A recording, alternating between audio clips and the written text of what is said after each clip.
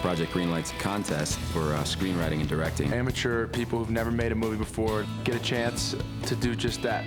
We changed the contest this year. There were separate categories of writing and directing. The Battle of Shaker Heights is a great coming-of-age story. It's about this kid, Kelly, who's pissed off at the hand he's been dealt by life. I had no idea how to get from where I was to being a Hollywood director. I mean, I think it'd be pretty intense for them to sort of go from whatever they've been doing to literally coming to work every day and trying to make this movie. People can see how hard it is to do this. We want to show things as they really are.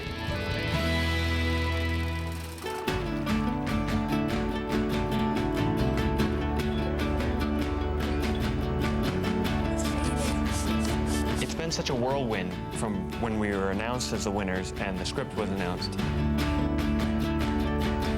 We haven't had a chance really to just have our, like, holy shit moment, you know, like, this is pretty fucking weird, isn't it, dude? I don't know. I mean, it's also crazy, you know, it's fabulous. What do you think, some lip liner?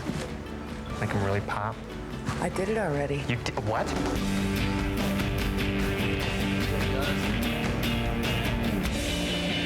How are you doing? Good. You know, every now and again, it would hit me, I'm like, oh, I'm talking to Matt Damon, or I'm talking to Ben Affleck. Weird, I just saw them in the movie. Can you stand up as tall, please? That's it. That's what I got. This is it. This is how God made me. I could be sexiest man alive. Don't bet on it. They have an under 6 foot category, Matt. Do they? Yeah. Kind of hypnotic, isn't it? Yes. You guys, if you guys are any kind of directors like you are models, we're gonna be in good shape. Well, we told that we would be in a script meeting today with Chris Moore, Ben Affleck, and Matt Damon, as well as Jeff Bayless. When I heard that Jeff Bayless was going to be on this Project Greenlight, I'll admit I was a little worried because watching the first series, he didn't seem like an effective producer to me. I wanted Jeff Bayless to come back because I love working with Jeff. We get along well, as much as last year's show seemed to say it didn't. Very hard for me to say what I'm about to say, but I want you to come back to LA. I certainly fuck up a lot of shit, but I don't feel like the movie is like going down the tubes. Right, but Jeff, but it's not a school project. Not fucking up that bad isn't what I'm looking for. I'm looking for not fucking up at all. There definitely was like sort of a big question of whether or not I should come back. I know a lot more about making movies now. I think I've got, you know, at least the confidence and enough knowledge to do a good job. And ultimately, I decided, okay, I'll do it. It's worth it. I get frustrated by him sometimes, but I think we've done 2 movies together since then, and we found a good way to work. I, sort of said to Miramax, look, if you really want me to do this again, which you do, right, I need Jeff. I think it's nuts that they brought Jeff Bayless back. I can't believe it, but, life is crazy. What can I say? He was like, no. I was like, no, I don't want to. I come in when you're talking about one of the storylines dying.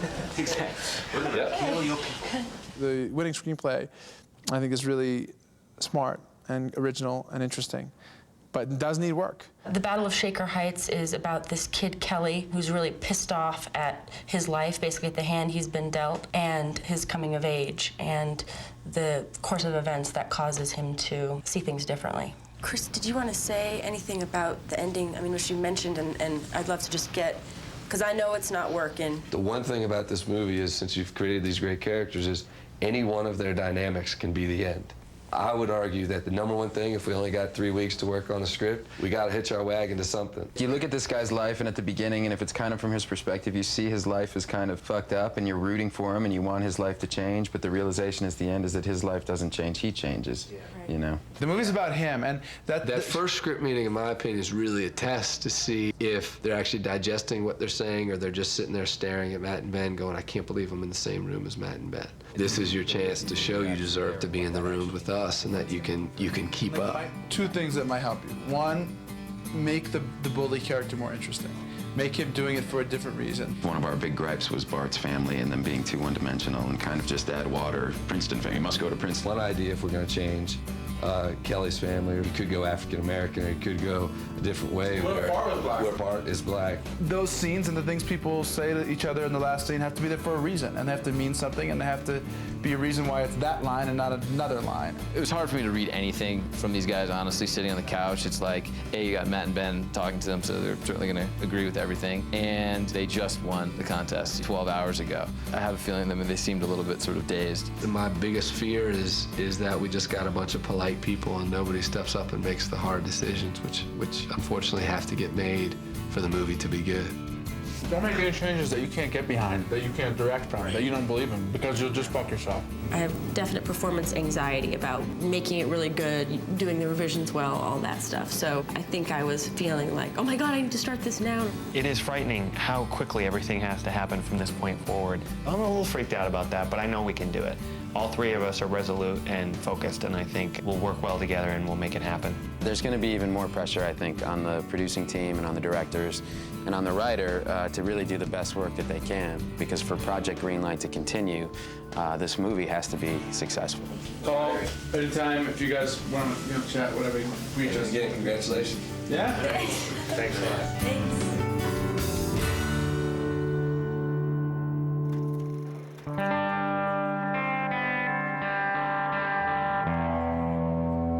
Right after Sundance, I had to go home, and I had 3 days to finish my life in Columbus and move to Los Angeles. Going home, you know, to the place that I love, I felt a sense of change, like something had shifted. Is Dad there? Is he sleeping? Oh, I'll get him. I am my father's, you know, little girl, and he's my rock. Hey. Hey. So, I was talking to Mom, and maybe you guys will come out and see me. Yeah. Okay. To hear him, I think that was when the impact of what had happened affected me. I just got back to Columbus, and I'm just, you know, here, and gonna talk to some people and then go to sleep. Obviously, I'm a little emotional. I think I'm probably completely overextended. Yeah.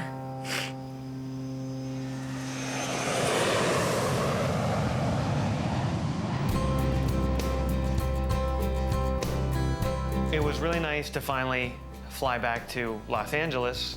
Home sweet home. On this very computer in this very spot is where the dog got run over. You know, I've got to come clean. I did a really bad thing. Ephraim sent me his video, and I rearranged some of it. This is a competitive industry. This is where the genius takes place. To go into my own home was actually a little surreal, because I looked around the room and I was like, did any of this really happen? The idea of my life changing dramatically hasn't totally hit yet. We weren't burglarized. I'm looking forward to just being with my girlfriend, Dominique, going to pick up my dog, and just getting a really good night's sleep.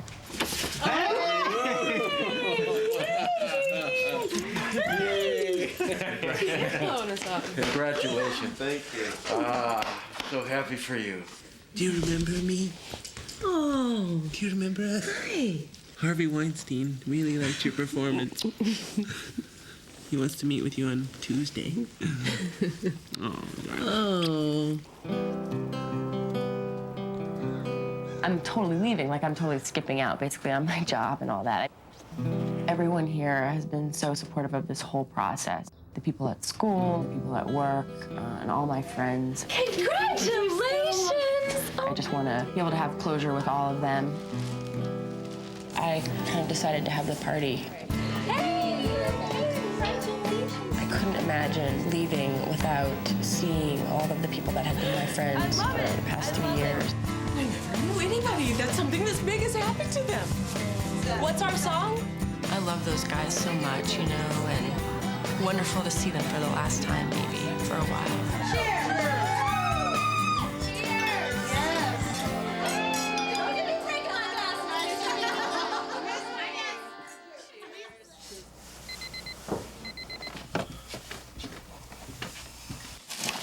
I have my prejudices about LA. I sort of think of it as a town full of women with, breasts like up here, like tonsils. And I know that they're prejudices. I know they're inaccurate. I'll be happy when they're proven incorrect.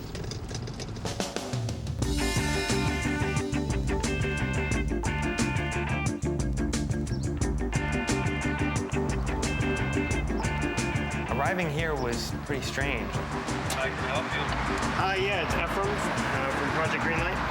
Okay, you have an appointment with someone? Yeah, I'm supposed to have an office in there. Oh, you do? Your name is? Ephraim Patel. It was a little overwhelming to come into all of this. Hey, Shane, good to meet you. I'll show you to your office. All right, great. And to finally be shown our office and be like, okay, this is the space in which I will be working and making my career from. This is ridiculous. All this has to go. Ephraim and I may just be egomaniacs, but I guess we always thought we'd be here. And well, we've got a view, too. But it's a dream come true for us, especially to be launched right into making a feature with Miramax. It's amazing. How are you? Good, sir. Welcome. So where's our office? To Project Greenlight. Right down here. We can have fun. It'll be fun showing you. It's like show and tell. Joseph was in the last Project Greenlight series, and when I heard he was going to be on board with us, I was pleased. My first impression was that he knew what he was doing and that he would do a good job for us. How do you approach, if we had sort of A-list people? Well, I tend to go toward Doheny. They have those star maps, and just head to their houses. Right. Everyone works differently. If you're looking for someone to guide you in a strong manner with a strong hand, I'm your guy. If you're looking to have tea and eat cookies, you've got the wrong guy. We mentioned Kieran to Erica, the writer. Mm-hmm. She feels like his role in Igby Goes Down was just so similar for him. I don't see it that's close. No, he's great. But this other, so I hate writers.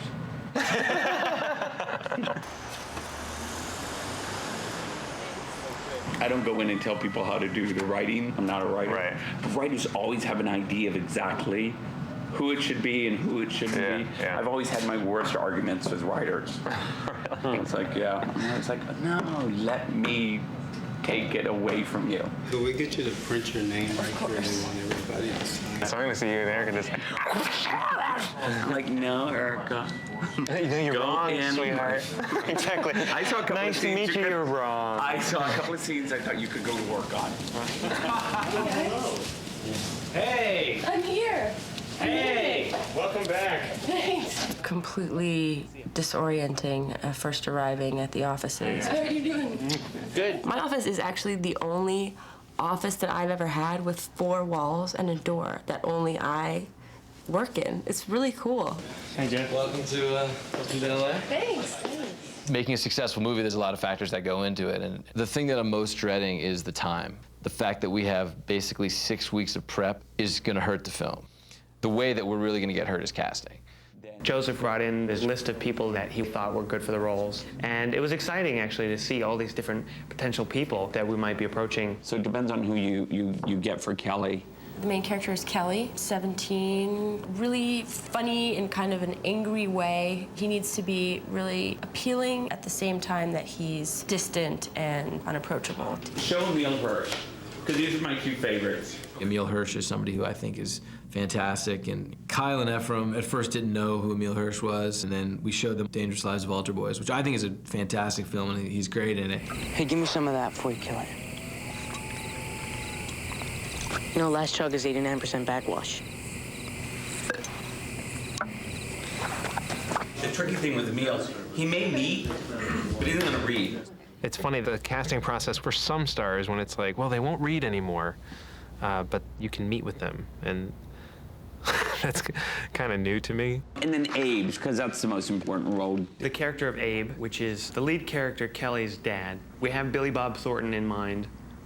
Don't know if we're gonna get him. We'll put Billy Bob on this. Okay. Albert Brooks, I think, would be brilliant. I mean, Tim Robbins would be brilliant. God bless them. They're living in big clouds.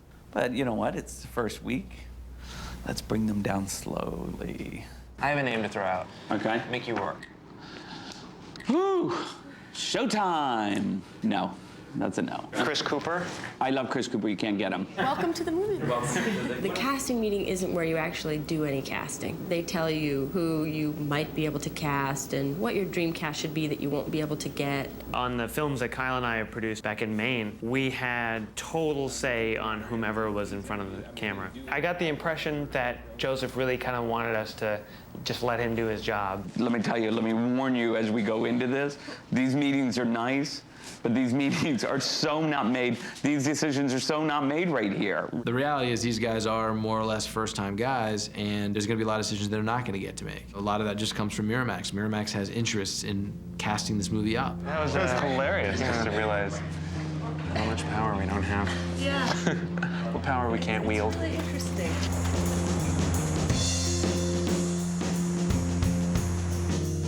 We have 6 weeks of pre-production on this film, which is half of what any other film would have. And in that time, they have to cast the movie, they have to rewrite the script, they have to hire all the key personnel, they have to find all the locations. That's a lot of work to be done in 6 weeks. I think the most daunting task in pre-production is just polishing the script. And a lot of that pressure is on Erica. Try this. A script that took me months to write, I am now potentially going to have to rewrite numerous times in the next couple weeks, which basically means incorporating everyone's notes and trying to maintain what I imagine are the most important things about the script and completely rewrite it. All I know about the next few weeks is I'm going to be working my ass off. This is the most important deadline of my life.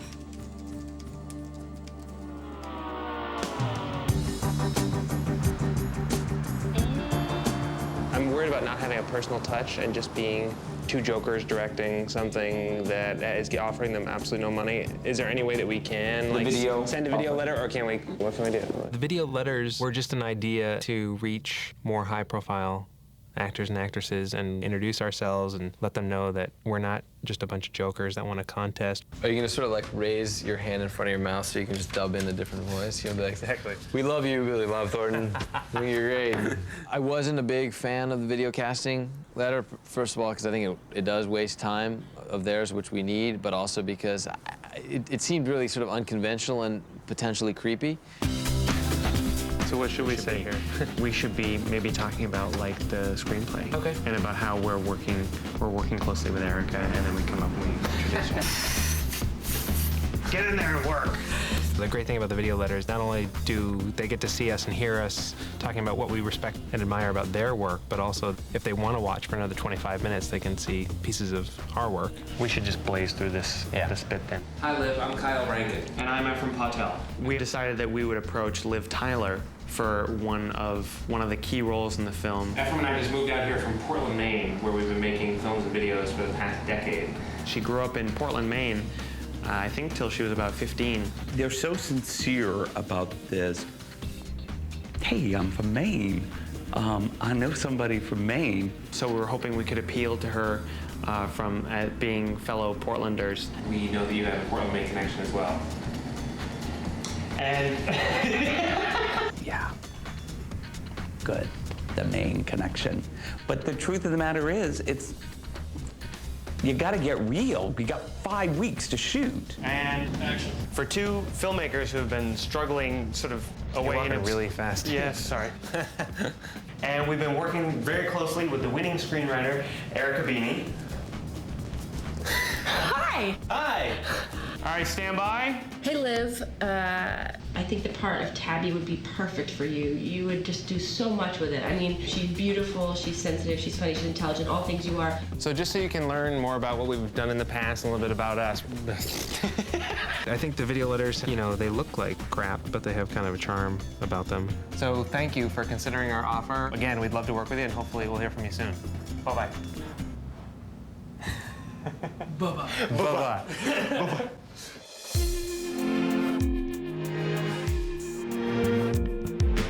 I'm in production on the third American Pie movie right now, so I asked Jeff to come out here and meet with me to discuss the pre-production issues for the Battle of Shaker Heights.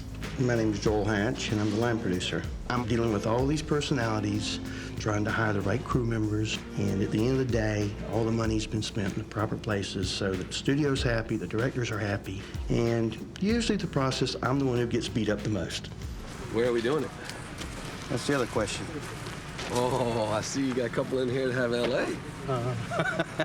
Well, you know, I want to give you the option. The movie's called The Battle of Shaker Heights, and Shaker Heights is a real place in Ohio, near Cleveland. But it's due to weather and a lot of other things, it's not really practical to shoot in Ohio this time of year. It was approximately $100,000 cheaper to shoot it in Los Angeles. The advantage of LA would be supervision during prep. You know, that I think is sort of the big thing because we have no time. Quite honestly, if they're willing to give it up creatively, I agree with everything you guys are saying. That it's quicker to prep, it's cheaper to prep, there's way more talent and crew available. I kind of just feel we're going to make a better movie in Los Angeles. Jeff made a very good pitch. I was sort of convinced right away. So as of now, we're shooting it in LA. We have much more talented directors than we had last year, so it's a lot less risky money. I mean, and so that's one question, I want to get back to with you guys about whether you really think that they're more experienced than, Pete was, or they really understand what they're doing, because that will be part of our argument. The guys have made like offer videos, like, "Hi, we're Kyle and Ephraim, and we won Project Greenlight and want you to be in our movie," for several people. You mean they did it specifically? Yeah, "Hi, Billy Bob, we've loved you since, blah, blah, blah," and I don't know, it could be creepy. Well, Jeff, your job is to help make this movie. If you think these tapes have even the potential of turning somebody off, you have to stand up and say that. You can't wait. Well, what I'm saying is we're gonna make a first round of offers, and we're gonna see how it's received. No, that's the wrong way to do it. I think I don't know. Can I see it, please? Yeah. Before they get sent to anybody, could I get a copy of the tape out here, please? Yes. It feels like this college project. If that's really what they're spending their time on, I just don't think they get it. Well, that was good.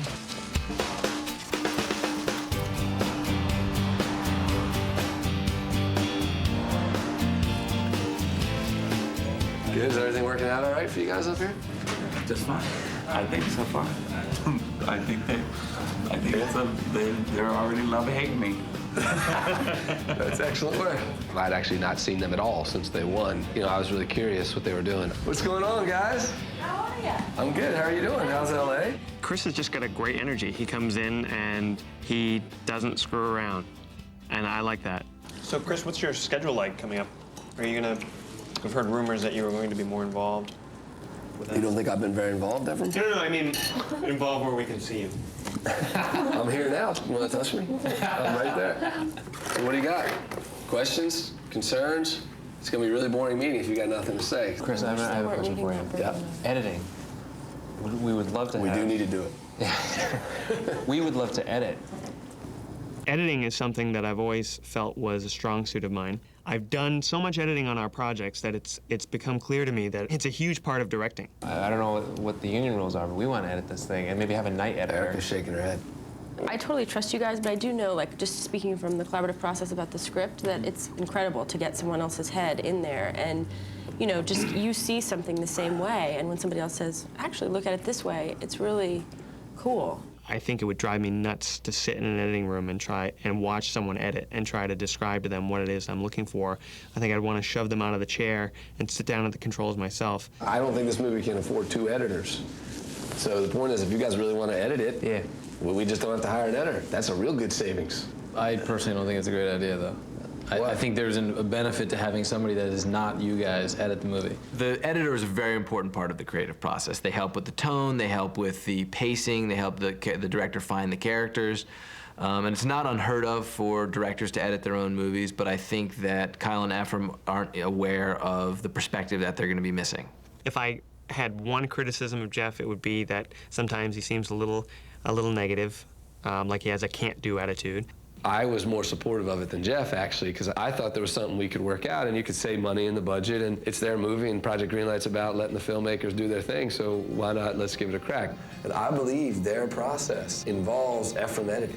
I think that the sitting down and cutting it together and Ephraim playing with it and being alone in the editing room with the machine for 8, 12 hours a day is their process.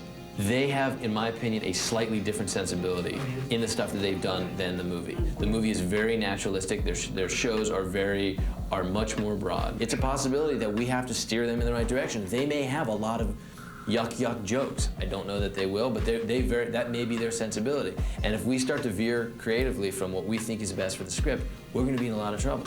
I feel like it's my job to help to make the best movie, and I feel like if they're making bad decisions, sometimes that is going to mean me getting in their way. Well, Jeff, look, you and I have a very different view of what producing is. I view producing much more as trying to support the director's process, not trying to set myself up to subvert the director's process. I want to break their spirit right now. I felt we should take Colin Ephraim's request to edit the movie seriously, but a decision that big has to be made by the studio, so we had to go to Miramax for approval. Well, we can answer one of the questions from yesterday pretty quickly. Okay. Cool. They're not going to let you guys edit it. They aren't. Why? The main reason is that the post is so short that if, for whatever reason, it doesn't work out, there's not really the time to catch up. So you end up in a scenario where if we're wrong, right? You only got 3 weeks left to cut the movie, and that might be not enough time to fix it. When I let them know that they weren't going to be allowed to edit it, they seemed to just take it in stride and move on. Whenever I come and sort of tell you the answer, you know, we're not sort of in a college classroom environment. You know, this is your guys' career. This is, you know, sort of, we're giving you the chance. We picked you to get the chance to go make your movie. So you're welcome to appeal. You're welcome to fight. When word came down in the meeting from Chris, he's like, you should know. Miramax said no. And he's been like, okay, I got to look at the big picture here. This is not a battle I need to fight right now. I think casting is one you should probably fight on, so don't get railroaded on anything. And I know one thing I want to say is, you know, Joseph's who I love, but he can be very opinionated, so. How vocal should we be right now? I mean, it's sounding like you're saying... In my opinion, as loud as you've ever been in your life. I asked Chris how involved we should be in the casting, how much we should be planting our feet, and because there was a decision that was in the works that I didn't feel good about. Well, the point is you should stand up and say, look, I know everybody's driving for a meal, but I don't want to get backdoored into this guy, right? Can we look and see if there's somebody else? If you guys don't want it to be a meal, you got to tell somebody, because if you don't, it will become a meal. We're just trying to keep an open mind right now. Yeah. I'm a little nervous. They're a little laissez-faire. I think part of it is they're so polite and sort of friendly and nice. The other part of it is, and this is something that's always been hard about Greenlight, is they won a contest. So they're still really juggling in their heads. They're trying to balance how much say do they really have. It's on you guys, right? And what the more experienced people here may know is that there are certain deadlines that you sort of get a feel for as you make more movies over time that shit has to be done by. We can't do it effectively if you don't tell us what the fuck you want, right? And the problem is, I'm a strong enough personality, Jeff is, the studio is, and Joseph is. We'll cast it for you. I just worry that they're missing the bigger picture, that every decision that they let go get made without participating in is something they're gonna have to live with when they show up on set. Well, I gotta say, this is the most relaxed I've seen people before shooting. So, is it just you guys are afraid to ask me questions or talk to me, or you just think it's all going good? They're gonna kick butt. All right. Yeah, we can't wait to get started. You are started, that's what I'm saying. We're started? What? No, we feel confident. We've done it. You know, we know what we're doing. So. Now they have the opportunity to fuck up the rest of their lives or make the rest of their lives. It's the time to really work hard if they really want to do this for a living.